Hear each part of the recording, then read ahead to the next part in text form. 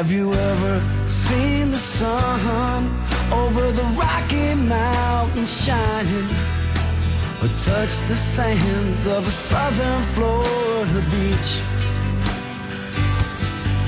Have you seen a grown man cry, or a child that's slowly dying? Have you looked inside to see all that you can see? Welcome back, guys. Just before Ed got cut off by the break, he was about to give some never before on radio heard on radio information. So, Ed, go ahead. Well, I got the statistics on polio from the Center for Disease Control. I mean, the official statistics going back to about the beginning of the 1900s. And I was interested to see that polio, all throughout the 1920s and 1930s, there were only about 2 to 3, maybe sometimes 4,000 or 5,000 cases a year, okay? It went up one year and down in the next, and it just kind of stayed there at that level. And then all of a sudden, in 1943, it jumps over 10,000 cases per year and goes up in 44 and 45 and keeps climbing until it gets to 55,000 cases a year by 57,000 cases, rather, by 1957. And as I looked at that, I said, well, that's very interesting, because polio is what's called ubiquitous. I mean, it's in the room you're in, it's in the room I'm in. I mean, it's everywhere, okay? But it doesn't cause disease normally. And before the polio vaccine, the percentage of people who were exposed to polio virus who got polio was like 1/100%.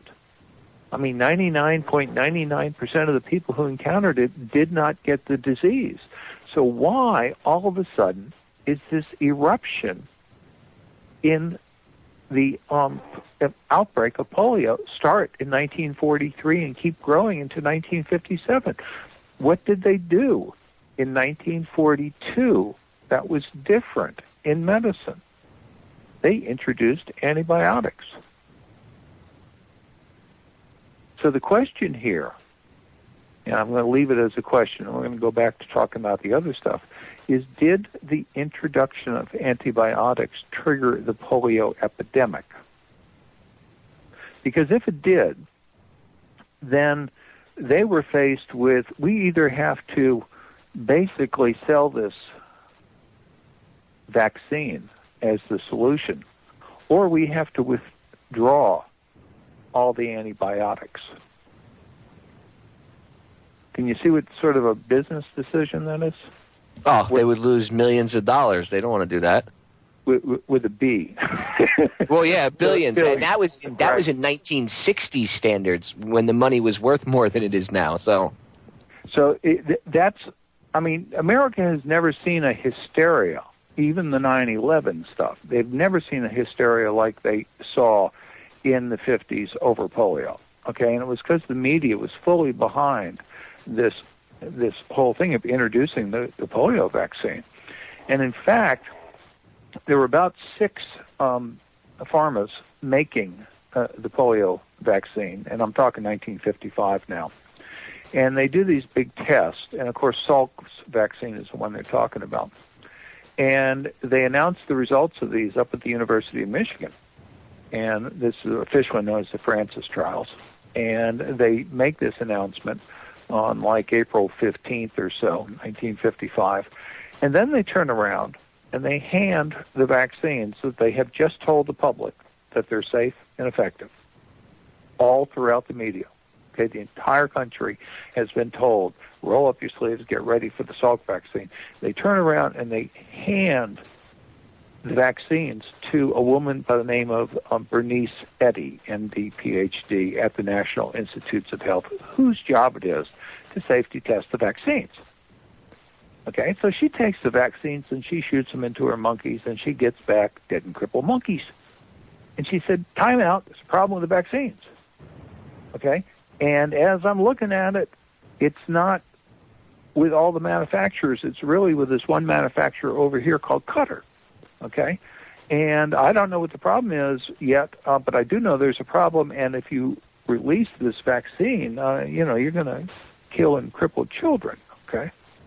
Well, this news was not welcome because they were all ready for the most celebrated event in the history of medicine.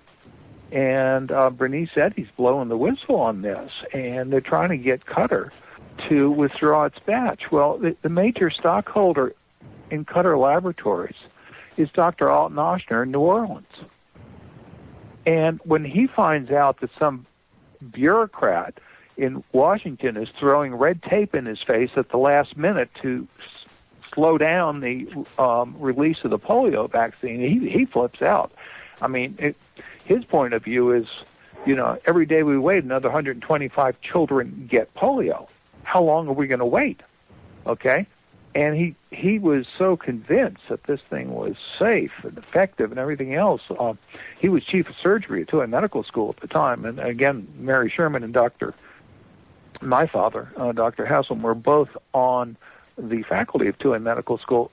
Ochsner calls the faculty of Tulane Medical School into one of these medical amphitheaters and says, look, there's a controversy about the polio vaccine. I want you all to know that I've known Jonas Salk for 20 years.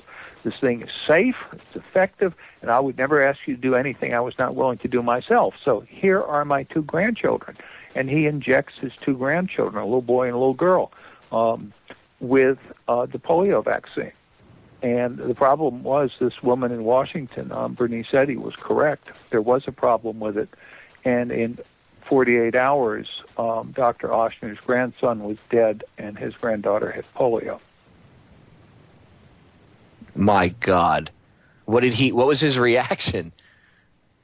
Well, it's very stressful. In fact, his daughter actually wound up suing him over the event, and then they realized they had a pretty ridiculous situation on their hands. But one of his sons said, my father's hair was gray before that event and white afterward. It just was a real major thing, but they kept it out of the papers. I mean, it is, however, written in Ochsner's official biography, which was one of the sources I used when writing my book. Now, what I'm saying about this is I tell this story for you to understand that this man, who was the president of the American Cancer Society, had a strong personal connection with the polio vaccine. Okay? So I'm connecting American Cancer Society and polio vaccine in this one man, Dr. Alton Ochsner, from Tulane in New Orleans. Now, why is this important? Well, when Mary Sherman went to the University of Chicago in the 30s, there was another woman who started the medical school the same year she did in the freshman, first-year med students together. And that woman's name was Sarah Stewart. And Sarah Stewart was from New Mexico originally, came out of the University of Colorado, and then went to the University of Chicago Medical School. She was a bacteriologist. She wanted an MD, and she held this idea that everybody thought she was crazy about. She held this idea that viruses could cause cancer. And she was determined to prove it. Okay? So in the 1950s, Sarah Stewart does a series of experiments at the National Institute of Health, the National Cancer Institute, which is part of the National Institute of Health. And helping her on these tests is this woman, Bernice Eddy, who had blown the whistle on the polio vaccine. And these women are both MD PhDs, and they are working with laboratory animals, and they are transferring cancer between the laboratory animals. And they finally discover a cancer-causing virus. Okay, we're talking 1955 at about this point, 57. Then what happens is they find once they find that, they start getting all this funding, okay? And people started getting electron microscopes, and the monkey lab started getting electron microscopes and stuff. And they discover the origin of this cancer-causing virus that these people have been using in the mice and hamsters. And the origin is in the rhesus monkey from Asia. Okay, here's the problem. Ed, I'm going to cut you off right there. I'm going to have you pick up on the other side of this 3-minute break. Stay tuned, guys. You're going to find out where the cancer-causing virus came from. This is important. Ed's dovetailing everything together, so pay attention. Go to his website and get his book. They killed my entire family. Right back. Tortured, raped, and pillaged. I was only 5 and I was the only surviving witness. My entire village burned to the ground. He wore a serpent in his crown. Happily committed murder with a frown. And an army of black hooded fiery skull generals and the sorcerer that can cast spells to the